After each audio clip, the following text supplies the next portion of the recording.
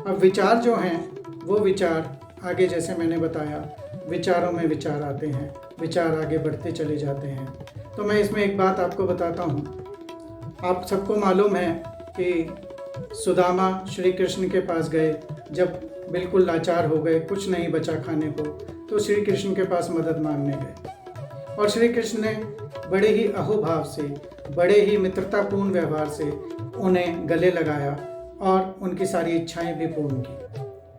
बड़ा श्रद्धा का युग था, बड़ा विश्वास का युग था, कृष्ण का युग। लेकिन आज के समय में क्या स्थिति हो गई है, मैं आपको बताता हूँ कि मियाँ बदरुद्दीन, एक बार उनके यहाँ भी ऐसी स्थिति बन जाती है कि कुछ खाने को नहीं बचता है, बहुत परेशान हो जाते हैं। तो फिर उन्हें अपने एक मित्र की याद आती है कि मैं उस मित्र से जाके कुछ पैसे उधार ले लेता हूँ, कुछ मदद ले लेता हूँ, ताकि आगे जीवन यापन कर सकूँ।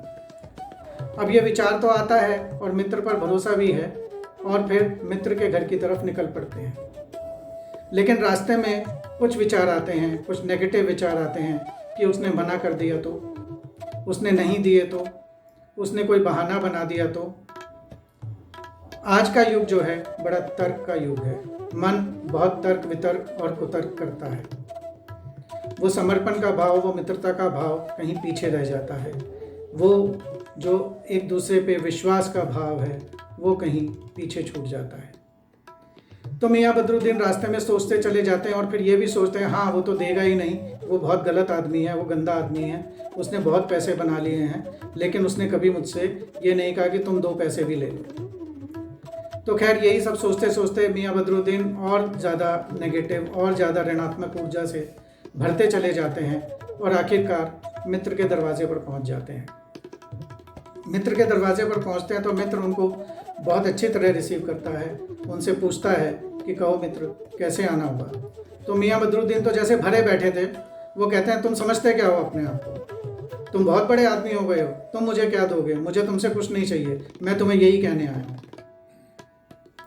तो कहने का तात्पर्य क्या है कि हम जिस विचार को लेके, हम जिस बात को लेके चलते हैं, वो बात कहीं पीछे ही छूट जाती है और कहीं अन्यथा के विचार, कहीं अन्यत्र विचार, या कहीं कोई और ऐसे विचार जो कि हमारे लिए अच्छे नहीं हैं, जो कि विचार हमें कहीं नेगेटिविटी में ले जा सकते हैं या हमें किसी तरह से दुखी कर सकते हैं, परेशान कर सकते हैं, अवसाद में डाल सकते हैं, ऐसे विचारों को हम पालने लग जाते हैं, ऐसे विचारों में हम जीने लग जाते हैं। और जब हम ऐसे विचारों में जीने लगते हैं तो फिर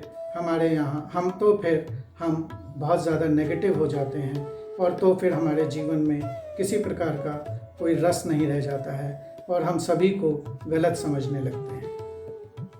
ये भीतरी साक्षी भाव की बात है। यदि मियाँ बदरुद्दीन अपने अंदर चलते विचारों को ज़रा सा विश्लेषण कर लेते, ज़रा सा एनालाइज कर लेते और सोचते कि नहीं ऐसा नहीं है, मैं जाता हूँ, बात तो करता हूँ, देखता हूँ, लेकिन ऐसा हुआ नहीं। उन्होंने ना बात की, वहाँ पहुँचे और उन्होंने अपने मन में जितना भी कड़वाहट थी वो सब अपने मित्र पर उड़ेल दिया, और हुआ क्या, मित्रता भी समाप्त हो गई। तो खैर ये एक बात थी जो जिससे मैं कहना चाहता था आपको कि हमारे विचार जो हैं वो सदा पॉजिटिव रहें, वो सदा हमारे विचार ऐसे रहें कि हमें घनात्मक ऊर्जा देते रहें। वो विचार सदा हमें एजाइल रखें, सदा हमें उमंग से भरा रखें, सदा हमें प्रफुल्लित रखें, कैसा भी समय हो, कैसी भी स्थिति हो, कैसी भी परिस्थिति हो, हम अपने विचारों में कभी भी नेगेटिव ना हो जाएं। और जब आप पॉजिटिव विचार में रहते हैं तो फिर यकीन मानिए कि बाहर भी सब कुछ पॉजिटिव ही होता है, सब कुछ अच्छा ही होता चला जाता है। सुदामा एक बहुत पॉजिटिव विचार लेके कृष्ण के पास गए तो उन्हें सब कुछ अच्छा ही अच्छा मिला, उनकी सारी इच्छाएं भी पूर्ण हुई।